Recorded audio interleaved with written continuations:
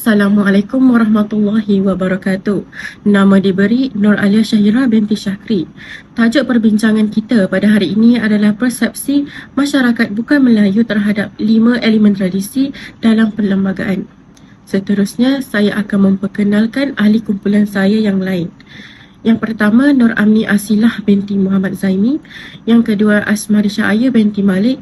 Dan yang ketiga, Aini Hayati Fatinah binti Muhammad Rusdi. Apakah itu Perlembagaan Persekutuan? Perlembagaan Persekutuan merupakan salah satu set undang-undang tertinggi bagi negara Malaysia. Ia telah mula digunapakai sejak Tanah Melayu mencapai kemerdekaan pada tahun 1957. Pembentukan Perlembagaan Malaysia telah melalui beberapa proses sejarah yang panjang. Ia menggabungkan sistem penjajah British dan Kerajaan Melayu lama menjadi satu campuran. Kesan daripada penjajahan British, perlembagaan di Tanah Melayu terbentuk. Jadi, beberapa unsur, kaedah dan institusi pemerintahan British telah diterima pakai ke dalam perlembagaan negara Malaysia. Ia termasuklah jentera pekerjaan, parlimen dan kewarganegaraan. Sebelum pemerintahan British, bahasa Melayu, agama Islam dan tradisi diraja masih kekal di Tanah Melayu. Ia juga merupakan salah satu prasyarat dan permufakatan yang telah dipersetujui dan diterima pakai oleh orang Melayu dan bukan Melayu.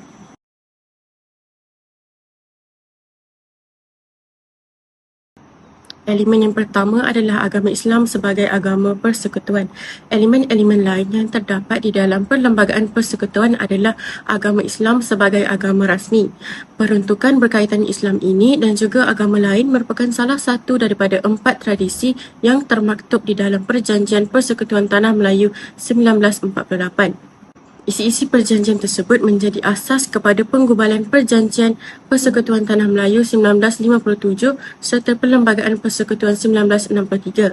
Perlembagaan persekutuan ini perlu difahami dan diterima oleh kesemua rakyat Malaysia kerana perlembagaan ini merupakan undang-undang bertulis tertinggi di Malaysia.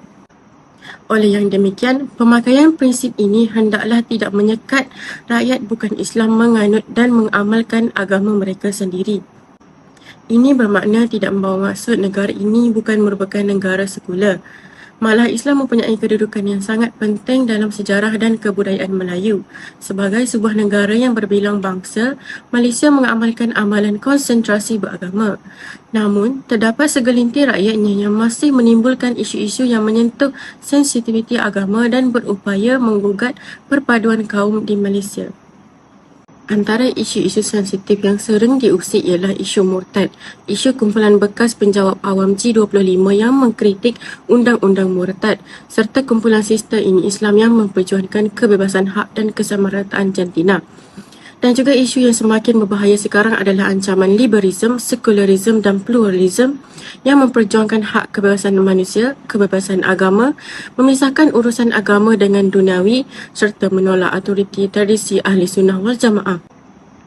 Oleh itu, sebarang polemik yang menyentuh sensitiviti keagamaan perlu dielakkan bagi memastikan perpaduan rakyat Malaysia yang berbilang agama dan juga bangsa. Pemahaman yang mendalam berkenaan kedudukan Islam sebagai agama persekutuan Malaysia juga perlu diberi perhatian dan dijaga bagi menjaga unsur-unsur tradisi Perlembagaan Persekutuan. Okey, saya Nur Amni Asilah binti Muhammad Zaimi akan bentangkan tentang sistem beraja. Melayu mempunyai sistem beraja sejak sekian lama. Raja mempunyai kuasa penuh ke atas semua aspek pemerintahan.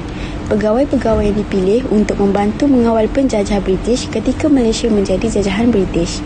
Kuasa raja semakin berkurangan dari semasa ke semasa kecuali isu berkaitan tradisi Melayu dan agama Islam. Malaysia menyertai Persekutuan Malaya Union dan perkara yang sama berlaku apabila Malaysia menyertai Persekutuan Tanah Melayu. Selepas Malaysia mencapai kemerdekaan, sistem raja berperlembagaan digunakan untuk menegakkan sistem beraja. Dengan ini, saya akan menerangkan dapatan yang dapat saya kaji iaitu bahasa Melayu. Bahasa Melayu merupakan bahasa rasmi Malaysia. Ia menjadi tonggak perpaduan negara dalam segala urusan terutamanya urusan rasmi, manakala bahasa ibunda kaum lain pula tidak dihalang penggunaannya. Oleh itu, bahasa Melayu merupakan subjek teras dan wajib dipelajari oleh semua jenis sekolah, maupun sekolah jenis kebangsaan atau SJK. Hal ini jelaslah dapat diterapkan dalam diri mereka bahawa bahasa Melayu merupakan sangat penting dan tidak patut direndah-rendahkan. Namun, pada zaman globalisasi ini, itulah persepsi sesetengah masyarakat bukan Melayu terhadap bahasa Melayu. Di sini saya dapat ringkaskan bahawa orang bukan Melayu tidak begitu menerima kedudukan bahasa Melayu sebagai bahasa kebangsaan disebabkan oleh kebimbangan mereka terhadap terhakisnya budaya sendiri dan akhir sekali permasalahan yang berkaitan dengan sikap atau persepsi tidak yakin terhadap kemampuan bahasa ibunda kita. Seterusnya, saya akan membentangkan tentang persepsi masyarakat bukan Melayu terhadap hak-hak keistimewaan bangsa Melayu. Terdapat 4 hak-hak bangsa Melayu yang termaktub dalam Perlembagaan Persekutuan, iaitu hak untuk mendapatkan jawatan dalam kerajaan, perkara 153, hak dalam menerima peruntukan beasiswa, perkara 153, hak untuk mendapatkan bantuan ekonomi, perkara 153, dan juga hak tanah untuk orang Melayu, perkara 153. Kajian mengenai kedudukan istimewa orang Melayu telah disentuh oleh beberapa pengkaji. Antaranya ialah kajian Main dan Mauzi pada tahun 1992 mendapati perkara 153 ini disepakati oleh orang bukan Melayu dan juga orang Melayu semasa menggubal perlembagaan. Namun, sukar untuk ditentukan penerimaannya oleh orang bukan Melayu dalam jangka panjang. Situasi ini menggambarkan bahawa suatu keadilan yang jangka pendek yang samar-samar antara tuntutan pelbagai kaum itu sebenarnya telah tercapai.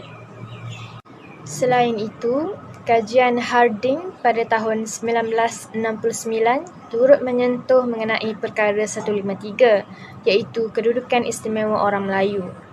Menjelaskan ia adalah sesuatu yang agak berlainan dalam sesebuah perlembagaan. Beliau berpendapat perkara 153 menunjukkan Perlembagaan Persekutuan tidak melindungi hak minoriti tetapi melindungi hak majoriti. Kajian Ratnam pula mendapati orang Melayu bersetuju mengenai perkara ini dalam meningkatkan taraf hidup mereka berbanding etnik lain. Manakala pandangan orang bukan Melayu pula bersikap sederhana, iaitu bersedia menerima pendapat bahawa orang Melayu wajar diberi keistimewaan sehingga terdapat tempoh mereka boleh bersaing tanpa sebarang bantuan dari masyarakat bukan Melayu. Terdapat 3 cadangan yang dapat kita lihat di sini. Pertama sekali, peranan masyarakat Melayu. Menarik minat mereka untuk mengenali dengan lebih terperinci elemen tradisi ini mungkin dapat membantu ubah persepsi mereka. Contohnya seperti di kawasan kejiranan yang pelbagai bahasa, orang Melayu boleh membuka topik tentang ini pada ziarah minum petang. Seterusnya, peranan kerajaan. Membuat kempen atau mengiklankan tentang kesedaran mengubah persepsi terhadap elemen tradisi negara kita. Dan akhir sekali, peranan individu. Individu dapat menerapkan sifat perpaduan dan cinta akan negara agar dapat mengubah pandangan mereka sendiri tentang elemen-elemen tradisi ini. Hal ini penting untuk menjamin keamanan dan kesejahteraan negara Malaysia yang tercinta. Jadi jelaslah bahawa sejarah telah membuktikan bahawa sikap terbuka orang Melayu telah menerima kedatangan orang luar ke tanah Melayu. Sebagai contoh, orang India dan Cina dikategorikan sebagai golongan bukan Melayu. Walaupun kedatangan mereka hanya berkepentingan kepada ekonomi semata-mata, tetapi mereka turut ingin menjadi warga negara Malaysia. Oleh itu, masyarakat bukan Melayu diberikan status kewarganegaraan dan kedudukan mereka diiktiraf oleh Perlembagaan Persekutuan. Tambahan pula, mereka juga diberikan peluang kebebasan untuk mengamalkan agama, budaya dan adat rasa mereka sendiri seperti yang termaktub di dalam Perkara 3 Perlembagaan Persekutuan tentang kedudukan agama Islam sebagai agama rasmi bagi mengelakkan perbalahan serta perselisihan faham antara kaum dan juga agama di Malaysia. Hal ini menunjukkan bahawa isu masyarakat orang Melayu akan terus menjadi isu atau konflik dalam masyarakat jika tidak ditangani dengan baik. Natijahnya, semua elemen tradisi yang termaktub di dalam Perlembagaan Persekutuan Malaysia ini tidak semestinya memberi persepsi negatif kepada masyarakat orang bukan Melayu. Malah ada juga pandangan positif dalam beberapa perkara.